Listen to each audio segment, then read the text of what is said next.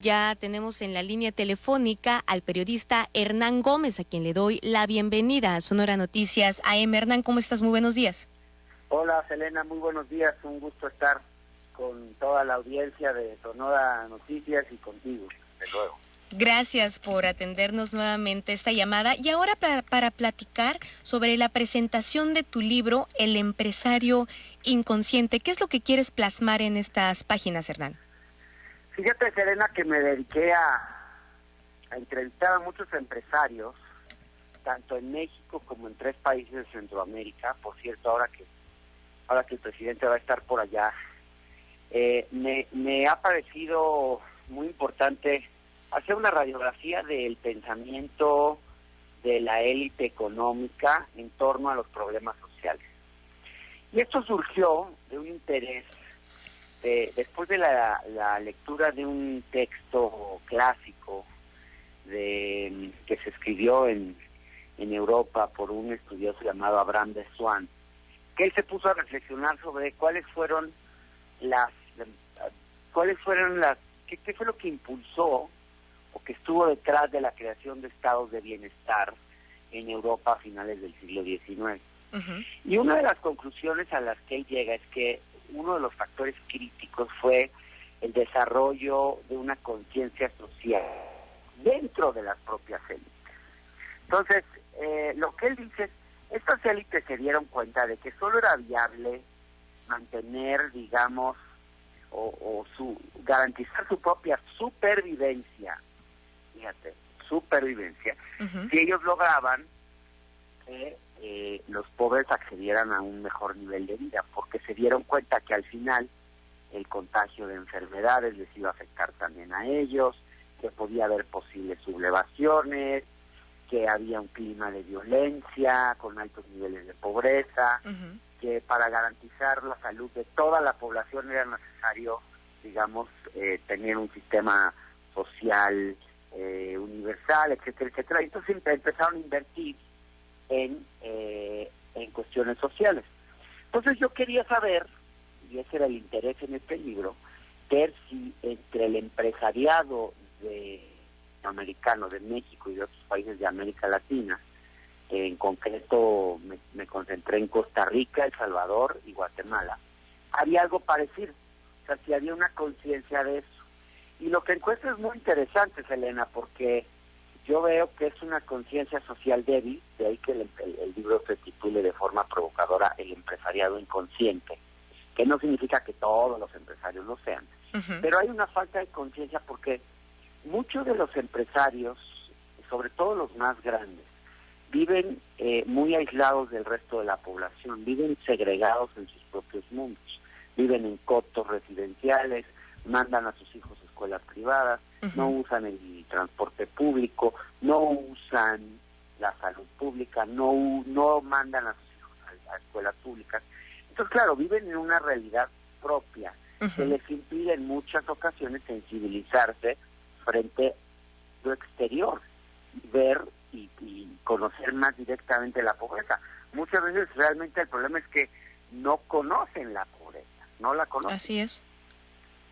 Incluso ahí viene también hasta estos términos, ¿no, Hernán? De los niños que nacieron en cunas de oro, que realmente no es que quieran ser ajenos a la realidad, simplemente que también es parte del mundo en el que viven, que es un mundo que aunque estemos en el mismo lugar, pues no necesariamente vamos a los mismos lugares. Sí, aunque digamos, ya hoy hay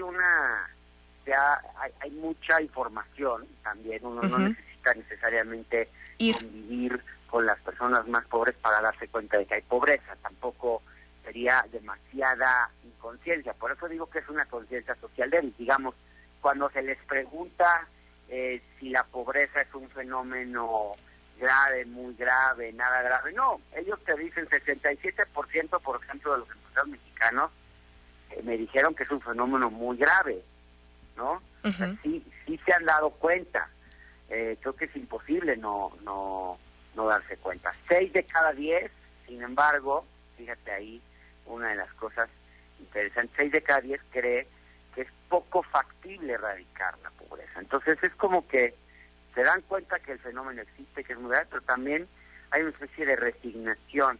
Y otro de los elementos que hablaba este estudioso, era decir, él decía, hay 3 elementos que son claves para que exista una conciencia social. Lo primero es que se reconozca el fenómeno, o sea, no negarlo, que hay un diagnóstico. Y en ese sentido, pues sí lo está, porque la mayor parte te dice que es un fenómeno muy grave.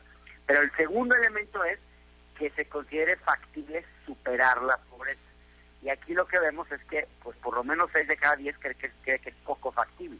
Entonces, si no se ve factible, es asequible, que hay los medios al alcance para combatir este fenómeno, para reducir la pobreza, pues es muy difícil que pueda haber, que se puedan poner en práctica medidas para hacerlo. Y el tercer elemento, que es crítico, que va a la esencia del tema, es la interdependencia, es decir, que yo, empresario, me dé cuenta de que mi propio bienestar tiene que ver con el bienestar del resto. Tengo que estar consciente de que el problema me puede afectar también a mí. Y ahí está, por ejemplo, decía yo, el contagio de enfermedades, sublevaciones. Y ¿sabes qué pasa? Que no les preocupa esto. Creen que no les puede llegar. Por ejemplo, cuando se les pregunta por el fenómeno de la violencia, sí, muchos dicen hay un problema muy grave de violencia, pero realmente no lo asocian a los altos niveles de pobreza y desigualdad. Es extraño. Luego, por ejemplo, también en la investigación hablamos mucho sobre el fenómeno de la desigualdad de ingresos, ¿no? Ahí también es extraño ver que casi 80%, digamos, 1 de cada 8 empresarios, te dice, sí, las diferencias entre ricos y pobres en México son muy grandes. Sí, 90% dice, sí, la desigualdad es un problema, fíjate. 90% dice que la desigualdad es un problema. Pero a la hora de la hora hay poca conciencia. ¿O será que no les conviene? Puede ser también, ¿no? Sí, desde luego que muchos tienen un interés, pero fíjate qué interesante.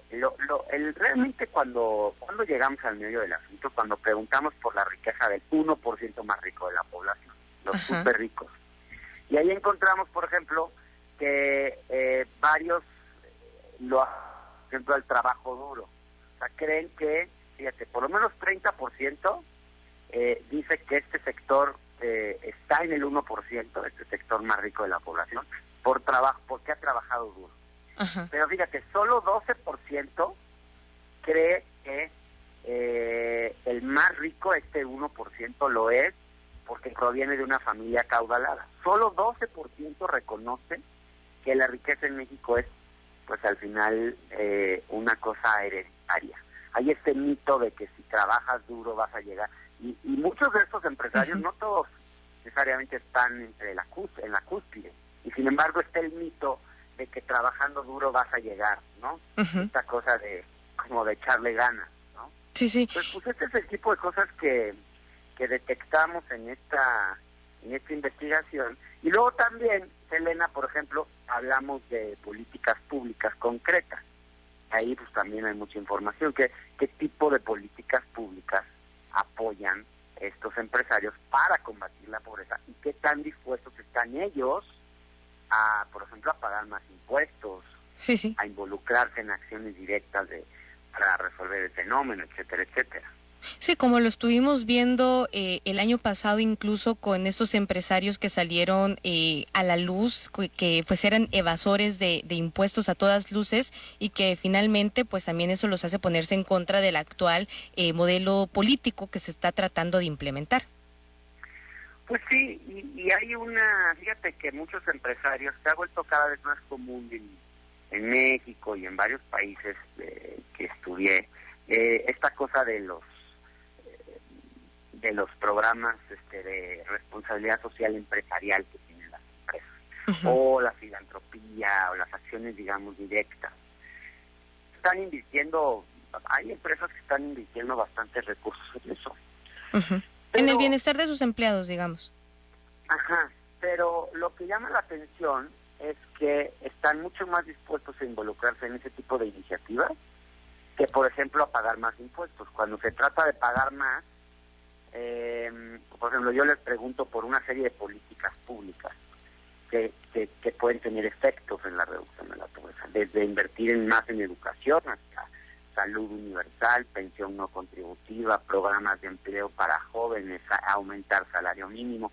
Algunas apoyan más que otras. Por ejemplo, aumentar salario mínimo, 67% de los empresarios cree que se puede elevar el salario mínimo de forma gradual. Esto se les preguntó a principios de este gobierno, pero creo que es un dato relevante.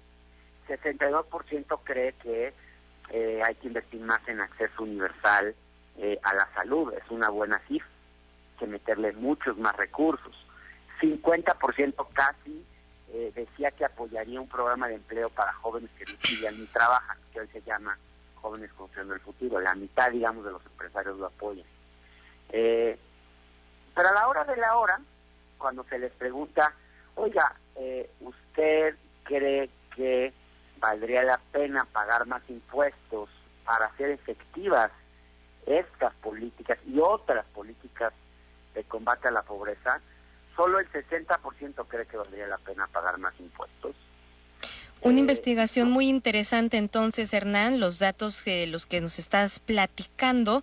Y este libro, El empresario inconsciente, si alguien de nuestros radioescuchas está interesado en adquirirlo, ¿ya pueden hacerlo o todavía no?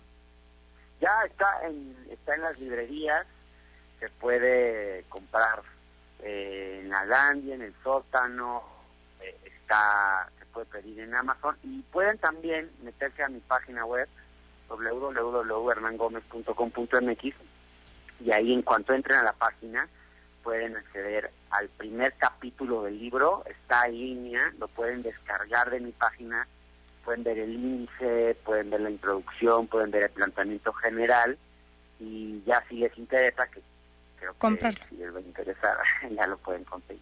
Sí, por lo que nos platicaste, una investigación muy interesante, datos muy contundentes. Hernán Gómez, muchísimas gracias por atendernos esta llamada.